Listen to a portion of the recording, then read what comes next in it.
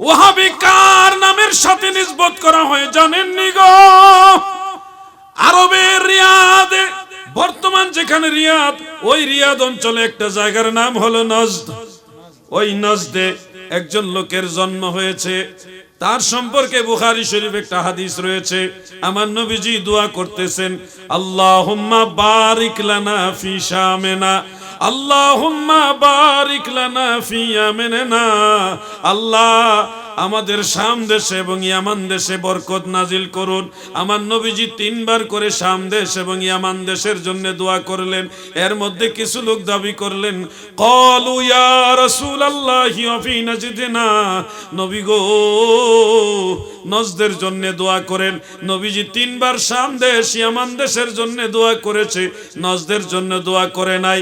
বরং দোয়া শেষ করে বলতেছে, তোমরা যেই নজদের জন্য দোয়া করতে বলছো, এই নজদ থেকে শয়তানের শিং বের হবে। ফতোয়া শামির মধ্যে উল্লেখ রয়েছে, আল্লামা ইবনু আবিদিন শামি রহমাতুল্লাহ আলাইহি স্পষ্ট লিখেছেন, সেই শয়তানের সিংহের নাম হলো ইবনু আব্দুল ওয়াহাব নজদি। এই নজদের মধ্যে শয়তানের সিং হলো ইবনু আব্দুল ওয়াহাব। এই লোকের আকীদা তো খারাপ ছিল গো। ওই বদ আকীদা যারা বিশ্বাস করে, ইবনু আব্দুল ওয়াহাবের আকীদায় যারা বিশ্বাস করে, তাদেরকে বলা হয় ওয়াহাবী। এজন্য আহলুস সুন্নাহ ওয়াল জামাত একমাত্র জান্নাতি দল। আমি বলিনি, আমরা বলিনি, মদিনাওয়ালা বলেছেন, কুল্লুহুম ফিন্নার ইল্লা মিল্লাতান ওয়াহিদা। উম্মতেরা গো,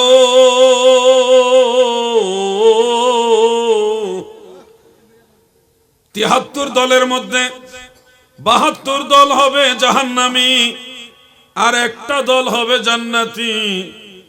মোল্লা আলী কারি মিরকাতের মধ্যে পরিষ্কার লিখেছেন, সেই জান্নাতি দলের নাম হলো আহলুস সুন্নাহ ওয়াল জামাত। ও আনোয়ারার যুবক ভাইরা গো, নবীর পক্ষে থাইকো, নবীর দলে থাইকো। নবীর পক্ষে থাকতে হলে, নবীর দলে থাকতে হলে আহলুস সুন্নাহ ওয়াল জামাতে আসতে হবে। কারণ সুন্নি জামাত ছাড়া জান্নাতে যাওয়ার আর কোন দল নাই। আহলুস সুন্নাহ ওয়াল জামাত জান্নাতি দল, একমাত্র জান্নাতি দল। এক সময় যখন লামাযহাবির আবির্ভাব হলো, আহলে হাদিস নাম দিয়া হয়ে বলল আহলে হাদিস সঠিক দল, সারা দেশ থেকে দল। আহলে হাদিস আবার সঠিক দল হয় কেমন? আহলে হাদিস নামে তো কোনো দলই নাই। যারা হাদিস শাস্ত্রের খেদমত করছে তাদেরকে আহলুল হাদিস বলা হয়। হাদিস শাস্ত্রের খেদমত করেছে, এই কারণে আহলুল হাদিস। আহলে হাদিস নামে আলাদা কোনো দল তো নাই। তোমরা এটা জান্নাতি বানাইলে কেমনে? তখন তার আস্তে আস্তে কোনা আমরাও আহলে সুন্নাত ওয়াল জামাত। সলং পাল্টাইছে, রূপ চেঞ্জ করে, এরা নতুন করে সুন্নি হয়। আসলে সুন্নি তারা সকালে সুন্নি, বিকালে সুন্নি না, আবার বিকালে সুন্নি, রাইতে সুন্নি না, মানে চেহারা চেঞ্জ করে, রূপ চেঞ্জ করে। আমরা যারা আছি শেরে বাংলা সব যেমন সুন্নি, আলা হযরত সুন্নি, আমাদের মুজাদ্দিদ আল ফিসানি সুন্নি, আল্লামা গাজী আকবর আলী রেজভী সাহেব সুন্নি, আমাদের হাফেজ আহমেদ জলিল সাহেব সুন্নি, আমাদের আকাবিররা সুন্নি, শামসুল উলামা ফুলতুলি সাহেব কেবলা সুন্নি, আল্লামা আবু বকর সিদ্দিক ফুরফুরাবি সুন্নি, আল্লামা রুহুল আমিন বশিরাটি সুন্নি, আমাদের আকাবিররা সবাই সুন্নি, আমরাও সুন্নি। আমাদেরটা নতুন না, মদিনাওয়ালার দল, ঠিক কি না? এটা নতুন বানানো লাগে নাই। আমাদের সাথে গাউসে পাকের মিল, আমাদের সাথে খাজা গরিবে নওয়াজের মিল, আমাদের সাথে হযরত মুজাদ্দিদ আল ফিসানির মিল, সব ইমামদের মিল। কারণ আমাদেরটা নতুন না, আমাদেরটা পুরাতন। হঠাৎ করে যদি চট্টগ্রামের রোহিঙ্গারা এসে বলে, চট্টগ্রামের মানুষ তোমরা চট্টগ্রাম ছেড়ে দাও, আমরা চট্টগ্রামের আসল মালিক, আপনারা সবাই রোহিঙ্গাদের কথাই দেশ ছেড়ে দিবেন না?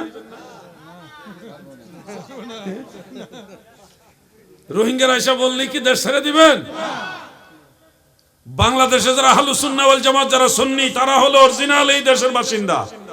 কারণ আহলুস সুন্নাহ ওয়াল জামাতের অনুসারীদেরকে পথ দেখাইছেন যারা, তারা আল্লাহর আউলিয়ারা। শাহ মোহসেন আউলিয়া রহমাতুল্লাহ আলাইহি, খাজা খান জাহান আলী রহমাতুল্লাহ আলাইহি, শাহ মখদুম রূপোশ রহমাতুল্লাহ আলাইহি, শাহ সুলতান কমরউদ্দিন রুমি রহমাতুল্লাহ আলাইহি, হযরত শাহজালাল ইয়ামানি মুজাররদি রহমাতুল্লাহ আলাইহি, এরপরে হযরতে শাহ পরান রহমতুল্লাহ, শাহ মুস্তফা রহমতুল্লাহ আলাই, তারপরে সৈয়দ সিপাহসালার নাসিরউদ্দিন আল মাদানী রহমতুল্লাহ আলাই, এরকম বড় বড় আল্লাহর আউলিয়ারা আমাদেরকে মুসলমান বানাইছে এবং আমাদেরকে আহলুস সুন্নাহ ওয়াল জামাতের পথে রাখছে। সুন্নিদের ভিতরে ওলি আল্লাহ আছে, ওয়াহাবিদের ভিতরে ওলি নাই। আসেনি ভাই? ওয়াহাবিরা মরলে তাদের কবরের ভিতরে জিয়ারতেও যায় না। আরে মরার পরে দাফন যে কইরাইছে আর কেউ যায় না জিয়ারত করতে।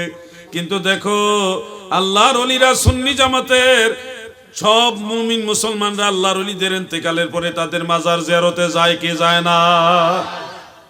এখানেই প্রমাণ হয় এরা যে বাতিল, কারণ এরা মরলে তাদের কোনো মাজার নাই। এরা যে মুসলমানের পরিচয় তো কবর থাকবে, মাজার থাকবে। মাজার তো বিধর্মীর থাকবে না, মাজার তো মুসলমানের আছে। হিন্দুদের মাজার আছে নাকি? খ্রিস্টানদের মাজার আছে? মাজার তো মুসলমানের, কারণ মুসলমান তারা জিয়ারত করে। জিয়ারত কেন করে? আল্লাহর নবী বলছে জিয়ারত করা সুন্নাত। ইন্নী কুনতু নাহাইতুকুম আন জিয়ারাতিল কুবুরি ফাজুরুহা ফাইন্নাহা তুযাক্কিরুল মাউত। আমার নবী বলছে তোমরা কবর জিয়ারত করো, এতে তোমাদের মৃত্যুর কথা স্মরণ হবে, আখিরাতের কথা স্মরণ হবে। নবী বলছে জিয়ারত কইরো, এইজন্য আমরা জিয়ারত করি। আর জিয়ারত করার কারণে মাজার হয়। যুবকরা বলে আমরা মাজার কেন বলবো, কবর বলি না কেন? শুনুন, কবরের অনেকগুলো নাম আছে, শুধু কবর নামটাই তো আমরা জানি। কবরের অনেকগুলো নাম আছে। কবরের একটা নাম হলো মারকাদ। তাবলীগের মার্কাজ না, কবরের নাম হলো মার্কাজ। মার্কাজ মানে বিশ্রামের জায়গা, ঘুমানোর জায়গা। এটা কোরআন শরীফের মধ্যে আছে মারকাদ। কবরের আরেকটা নাম হলো রওজা। আল কবরু রাউদাতুম মিন রিয়াদিল জান্নাহ। আবার কবরের আরেকটা নাম হলো হুফরা, আর হুফরাতুম মিন হুফারিন নার। তিরমিজি শরীফ হাদিস। কবরের অনেকগুলো নাম আছে। তুমি তো কবর শিখছো, মাজার শিখো নাই, মাজার শুনোই নাই। মাজারের কথা শুনলে তোমার চেহারা মলিন হয়, অথচ এই মাজারওয়ালারা না আসলে আমরা মুসলমান হইতে পারতাম না, ঠিক কিনা? এই দুনিয়া পরে থাকবে, আমরা একদিন থাকবো না।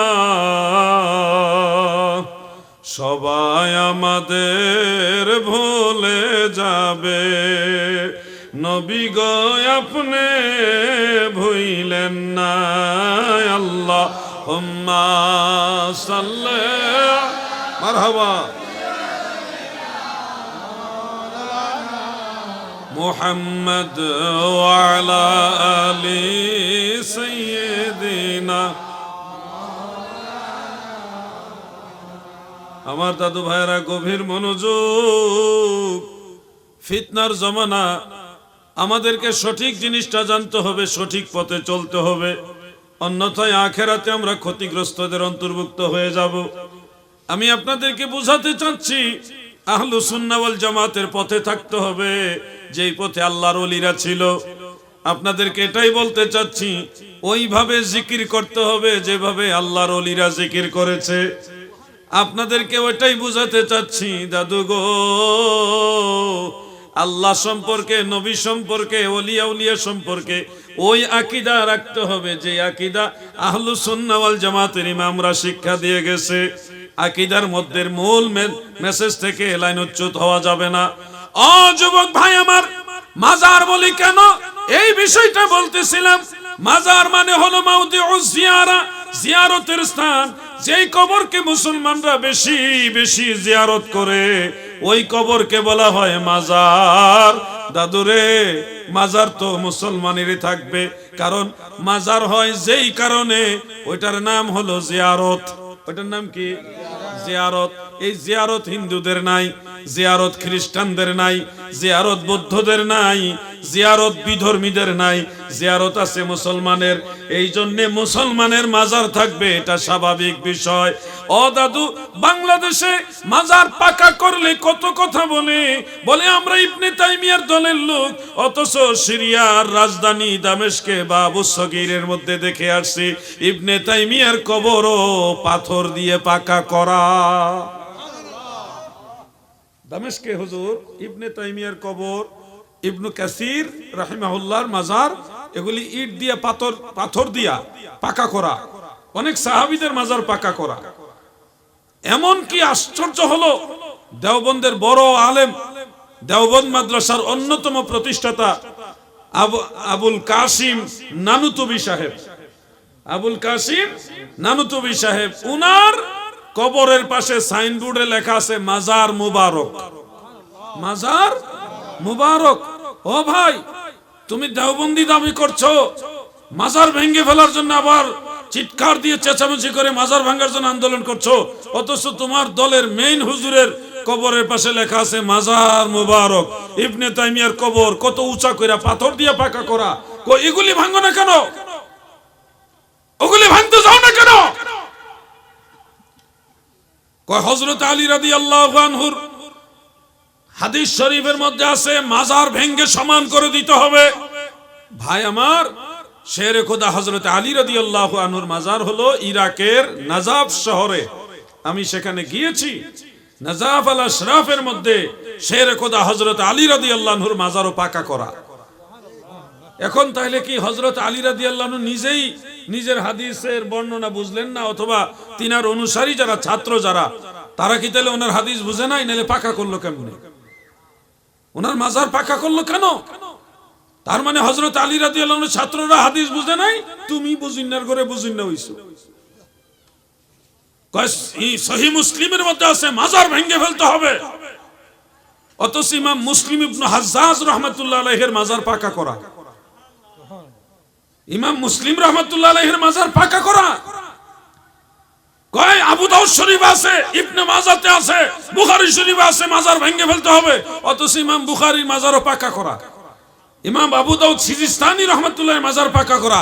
ইমাম ইবনু মাজা আল কিসবিনী রাহমাতুল্লাহ আলাই, কেউ কে কাসবিনী বলে থাকেন, তিনার মাজারও পাকা করা। এখন বোঝা যাচ্ছে যারা হাদিস বর্ণনা করেছে তারাই হাদিস বুঝলো না, আমগো দেশের ওয়াহাবি মোল্লারা বুঝছে। আমার কথা কি বেজার হচ্ছেন আপনারা? আজকে একজনে কয় হুজুর বাংলাদেশে কি ওয়াহাবি আসেনি? বাংলাদেশে ওয়াহাবি আসেনি আমার জিগাইতেছে। আমি কই ওয়াহাবি আসেনি মানে ওয়াহাবি ঘিস করতেছে, ওয়াহাবি চিনতাম কেমনে? আমি বললাম ওয়াহাবি বললে যে সেটা যাবো, হেটাই ওয়াহাবি। ওয়াহাবি বললে যে রেগে যাবে, চেহারা মলিন করে ফেলবে, চেহারা ফেকাশে করে ফেলবে, এটাই ওয়াহাবি, ঠিক কিনা?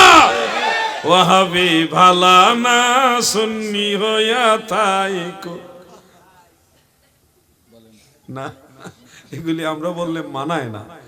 বন্ধুরা আমার, দাদু ভাইরা আমার, দিলের কান লাগায় শোনেন গো, ওয়াহাবি মানে আল্লাহর ওয়াহাব নামের দিকে নিসবত করে ওয়াহাবি বলা হয় না। ওয়াহাবি কার নামের সাথে নিসবত করা হয় জানেননি গো?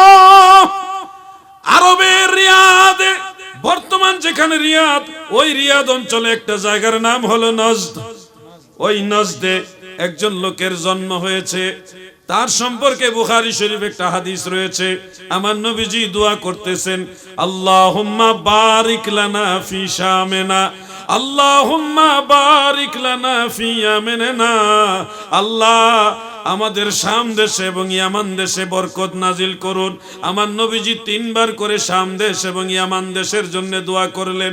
এর মধ্যে কিছু লোক দাবি করলেন, ক্বালু ইয়া রাসূলুল্লাহি ওয়া ফি নাজদিনা, নবী গো নজদের জন্য দোয়া করেন। নবীজি 3 বার শাম দেশ ইয়ামান দেশের জন্য দোয়া করেছে, নজদের জন্য দোয়া করে নাই। বরং দোয়া শেষ করে বলতেছে, তোমরা যেই নজদের জন্য দোয়া করতে বলছো, এই নজদ থেকে শয়তানের শিং বের হবে। ফতোয়া শামির মধ্যে উল্লেখ রয়েছে, আল্লামা ইবনু আবিদিন শামি রাহমাতুল্লাহ আলাইহি স্পষ্ট লিখেছেন, সেই শয়তানের সিংহের নাম হলো ইবনু আব্দুল ওয়াহাব নজদি। এই নজদের মধ্যে শয়তানের সিং হলো ইবনু আব্দুল ওয়াহাব। এই লোকের আকীদা তো খারাপ ছিল গো, ওই বদ আকীদা যারা বিশ্বাস করে, ইবনু আব্দুল ওয়াহাবের আকীদাই যারা বিশ্বাস করে, তাদেরকে বলা হয় ওয়াহাবি। আল্লাহর ওয়াহাব নাম থেকে ওয়াহাবি আসেনি, ওয়াহাবি এসেছে ইবনু আব্দুল ওয়াহাব থেকে। যেমনটা আমরা হানাফি, হানাফি নামটা আসছে ইমাম আবু হানিফা রহমাতুল্লাহ আলাইহির অনুসারী থেকে। আবু হানিফা রহমাতুল্লাহ আলাইহির অনুসারী যারা, তাদেরকে বলা হয় হানাফি। ফিকহের দৃষ্টিতে এটা অনুসরণ। ভাই, আপনাকে সঠিক জিনিস জানতে হবে যে ওয়াহাবি এত খারাপ কেন। ওয়াহাবি খারাপ মূল কারণ হলো তারা আমরা নবীরে অসম্মান করে কথা বলে, নবীজির সম্মানের উপর আঘাত করে কথা বলে। আমি গতকাল দেখলাম একজন আলিম নামধারী বাংলাদেশে একজন বক্তা, সে বলতেছে আল্লাহ তাআলা নাকি নবীজিকে বলছে আপনি সঠিক কথা না কইলে আপনার গলার রক ছিঁড়ালাম। এইভাবে বলে আল্লাহ বলছে। কোরআন শরীফে আয়াত তো আছে, আমরা তো পড়ছি, কিন্তু এমনি তো কইছে না রে বোকা। আল্লাহ তাআলা বুঝাইছে আমার নবী যা বলছে সত্যই বলেছে। যদি মিথ্যা বলতো তাহলে আমি আমার রাসূলের গর্দান মুবারকে চেপে ধরতাম। মানে বুঝাইছে আমার নবী কখনোই মিথ্যা বলে নাই, ভুল বলে নাই। আর এই ওয়াহাবি বক্তা কয় নবীজিকে আল্লাহ বলে বলছে আপনার গলার রক ছিঁড়ে লইলাম। চিন্তা করা যায়?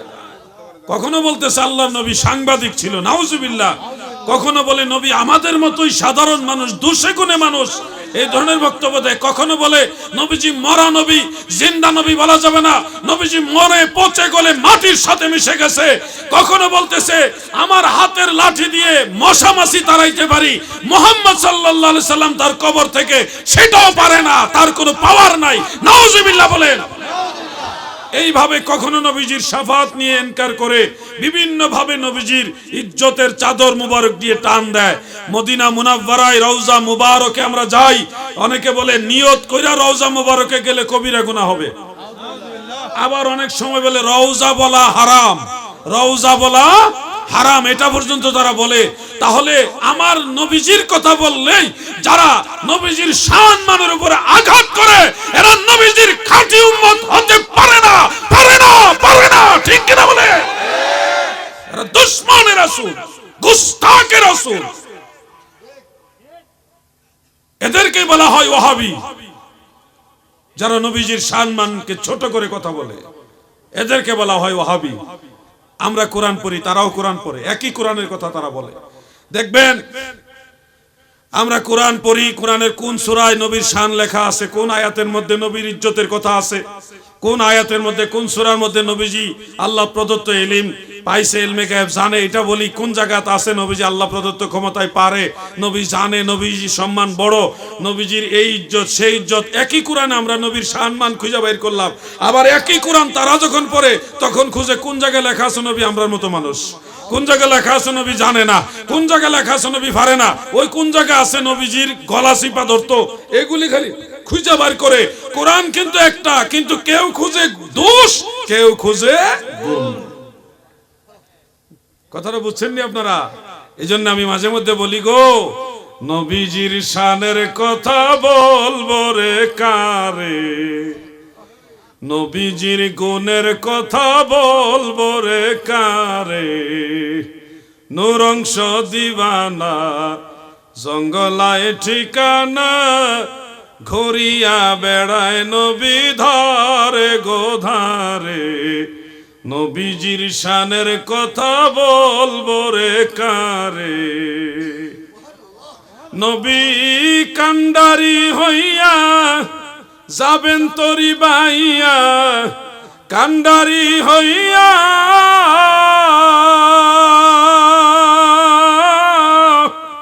কান্ডারি হইয়া যাবেন তরি বাইয়া, ইমাম হাসান হুসাইন রবে দুই কিনারে, নবীজির শানের কথা বলবো রে কারে। আমরা দেখি কোরআন হাদিস পড়ে নবীজি উম্মতকে তরাইবো, নবীজি উম্মতকে তরাইয়া জান্নাতে নিব, গুনাহগার উম্মতকে তরাইয়া জান্নাতে নিব। মা ফাতেমাতুজ জাহরা, হযরত আলী, ইমাম হাসান, ইমাম হুসাইন, সকল সাহাবা, সকল আউলিয়া কেরাম সুপারিশ করব। আর এরা ওয়াজ করে তাদের বড়